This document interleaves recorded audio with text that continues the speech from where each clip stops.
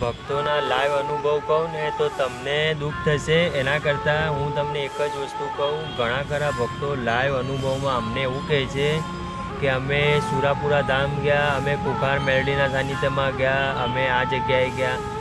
મિત્રો, હું તમને એક વાત કહી દઉં, એક સરસ મજાનું એક ઉદાહરણ આપું. જો આ ઉદાહરણથી તમારા મગજનું અને તમારા હૃદયનું પરિવર્તન થયું તો ઠીક છે, નહીતર આખી જિંદગી દુનિયાના સાનિધ્યમાં જશો તો પણ તમારું કાર્ય નહીં થાય. તમે અને હું ચા પીવા બેઠા છીએ, ચાના અંદર એક મચ્છર પડ્યો, માખી પડી એના અંદર, તો તમે શું કરશો? ચા ફેંકી જ દેશો ને? વાત સાચી વાત છે કે ચાના અંદર માખી પડી તો આપણે ચાને ફેંકી દેશું. એ જ માખી 1 કિલો ઘીના અંદર પડી તો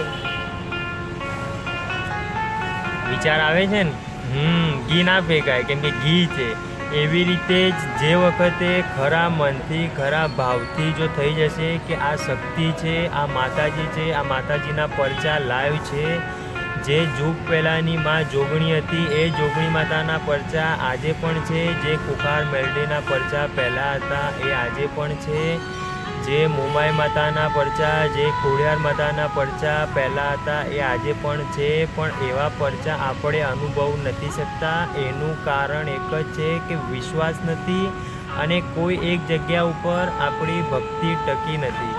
એના માટે આ થાય છે. ને તો આવું દુનિયાના સાનિધ્યમાં જાઓ ના જાઓ, તમારું કામ થાય અને થાય, પણ વિશ્વાસ.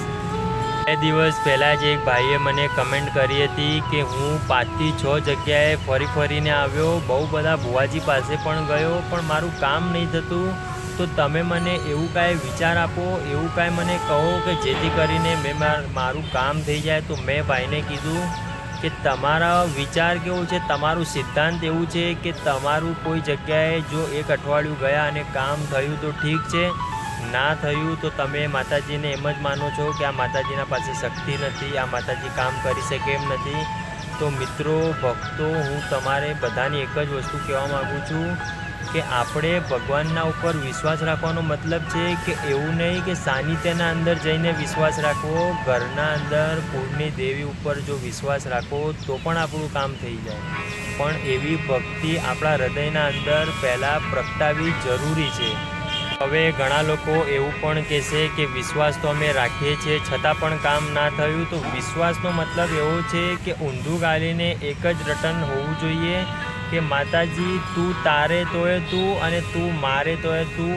એવો ભાવથી જો દિલથી પ્રાર્થના નીકળે તો જ કાર્ય થાય.